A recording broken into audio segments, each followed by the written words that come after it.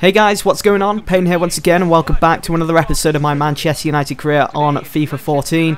Now, what did I say in my last episode? I said that Manchester United would struggle against MK Dons because at the time I thought, you know, seeing that it's the second round of the Capital One Cup, Van Gaal's going to be putting out the youngsters, it's going to be the reserves. And that was to be expected. It's good to get these youngsters out there playing competitive football for Manchester United, see what they're capable of doing when given the chance to actually step up. But I didn't expect it to end that way. 4-0 to MK Dons. Wow, it really was embarrassing. Kind of gave me a headache when the final whistle was blown. I just couldn't believe what was happening. Again, we lack confidence. I'm not going to go into it too much because what can you say? I mean, I'm kind of sick at the moment of hearing that same old excuse, and it was the same towards the end of last season as well. Oh, credit to the opposition, they did really well. Yes, they did do really well, but this is Manchester United, one of the biggest teams in the world, and we shouldn't really be saying things like that. We should be saying that's a fantastic performance, and I can't wait to see who we're drawn against in the next round. I understand that we're rebuilding, we're in that stage of rebuilding, and of course I'm prepared to give Van Gaal time. I gave David Moyes time all the way up until he got sacked.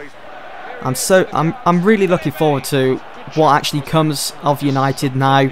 Yes, it certainly hasn't been the best start to the season, but we've just got to hang in there and hopefully things will start to turn around. I mean, we've just recently signed Angel Di Maria. I've read in the news today that Manchester United are in serious talks with bringing Vidal to the club. With just a matter of days to go before the transfer window shuts, if we can capture Vidal, and when all these injured players return back to full fitness, I think then we'll be able to, as I've said before, actually start turning things around and start challenging for that Champions League spot for next season. When I was on Twitter the other day, I saw a few predictions of Manchester United starting 11 throughout this season. And boy, does it look like a really strong side, especially when all these players do return from injury. And if we do capture Vidal as well. I mean, I saw one, it started off with the 3-4-1-2 formation, the system that Van Gaal is going with at the moment. And they had Van Persie and Rooney up front, they had Mata behind them, of course. Then they had Di Maria, they have Vidal, Herrera, Michael Carrick, all in midfield. And then, of course, our defence, you've got Rojo, you've got Luke Shaw when he comes back. We can't forget about Luke Shaw.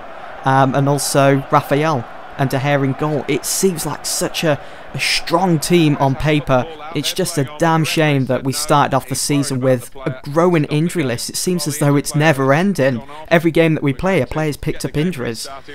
Just going back to the MK Dons game just quickly, one thing to note which I picked up on, and I thought, again, you know, having the youngsters on the pitch, it's great and all, but I did think Van Gaal maybe should have gone with a couple of more experienced players, someone like Rooney or Van Persie or Mata that started the game, and it would have given the team confidence then to then go on and beat MK Dons, put ourselves through to the third round of the Capital One Cup, and then it would have in a way built momentum towards our next game against Burnley in the Premier League.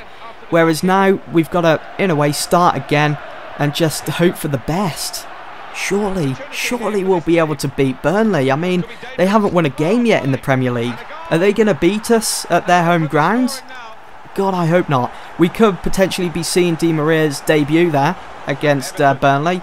If I was the manager, I'd probably save that until the game against QPR, which is at Old Trafford, just because, you know, it's at Old Trafford, play the new player in front of the home fans and all, but we seem to be a bit desperate at the moment to clench a set of 3 points, so I can see Di Maria starting that game. Maybe Rojo as well, if he gets that work permit sorted out. I'm not sure what's going on there.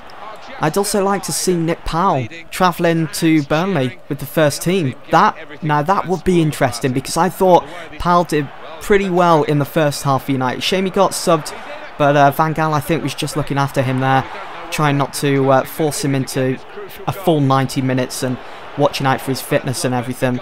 But Nick Powell, I think, against MK Dons was the only player that really wanted to try and do something. I mean, he had a couple of good shots and they came ever so close to hitting the target as well. And it's just so positive to see. So I'm hoping that we see more of him throughout the season, maybe in a couple of our Premier League games later on. That'd be good. And as Gary Neville mentioned on Twitter, or he may have retweeted, it doesn't really matter, but it was the fact that there was such an abundance of young English talent on display. It was just unfortunate. They didn't help themselves though at the end of the day against MK Dons. You know, that was the perfect opportunity to make one hell of an impression on the manager and start paving their way into the first team. But after that display against MK Dons, there certainly is loads more room for improvement. And don't get me started on Johnny Evans.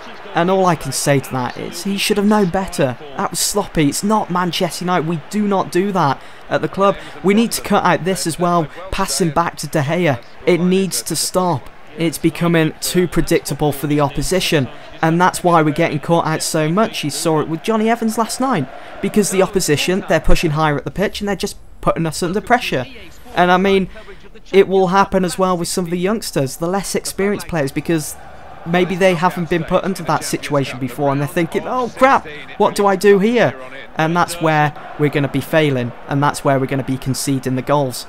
This type of football, you know, passing back to the keeper, it rarely happened when Sir Alex was in charge.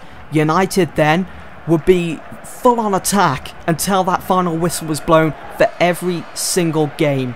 And that's where that fear came from. Teams feared facing Manchester United because they knew they were in for 90 minutes of just sheer defending. And that is kind of what needs to be done. I know it's probably easier said than done, but you know, United need to stop being scared when attacking, especially when at home as well, because it's making us look bad.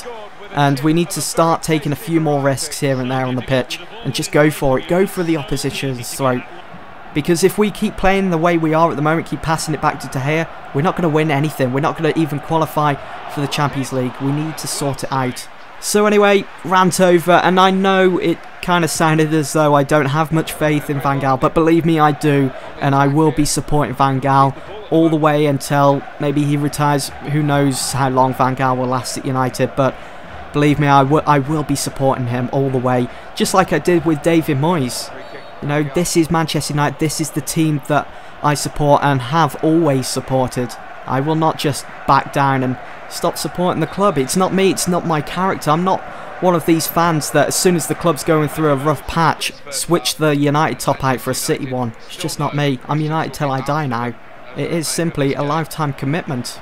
So that's pretty much it for my thoughts and opinions on United in real life for the time being. I know these last two episodes have just been all about that, and I apologise to those that have come here to hear about the career mode with what's been going on there and instead of United in real life. But for those that want to know about my thoughts and opinions about United, they follow the link in the description below to my website, Just United. And with that, I try my best to keep it up to date as much as possible with my thoughts, my reviews on our recent game, whoever we may have played against. So for example, I've got a review of what I thought against Swansea and against Sunderland just gone as well. So yeah, do go along, check it out if you haven't done already. The link is in the description below. So anyway, as you guys have been watching with my career modes, it certainly hasn't been the best. We seem to be going through a bit of a blip at the moment. We lost against Everton. You saw the amount of pressure that we were piling on towards the end. I thought, you know, we were going to come away at least with a solid point from Goodison Park, but we couldn't do that. Our last couple of games in the Premier League haven't been the best. And going back a couple of episodes when we beat Chelsea, when we overtook them in the league and took that top spot, I thought we could take it from there and, you know, actually go for the Premier League trophy this time. But because we're slipping up so much, Chelsea have overtook us again. But we're only a couple of points behind them. So I can probably see this season going down right to the very last day. We're not doing too bad in the Champions League, as you're seeing here as well. We beat Dynamo Moscow 1-0 in the first leg away from home, so we had that crucial away goal. And as you're seeing here now, we were beating them 2-1 at the hour mark, and then Robin van Persie extended Manchester United's lead. It was 3-1, it was 4-1 on aggregate with half an hour remaining of the game. If we could just hold in there, United would be sailing through to the quarterfinals of the Champions League. It's good to be using Royce again on FIFA. I think the last time I used him was on the PS3 version of FIFA 14, which seems like ages ago now. He hasn't had the best of starts though, but I'm sure he'll eventually turn that around and start becoming the player that I've come to know on FIFA and be an absolute beast once again, and help us out when it matters the most, especially heading in to the next round of the Champions League. Anyway guys, that is it for this episode. I do hope that you've all enjoyed listening to my thoughts once again on the whole current situation with United in real life, and some career mode talk as well. Anyway guys, that's it from me. Hope you've all enjoyed. See you all in the next one. Thanks for watching.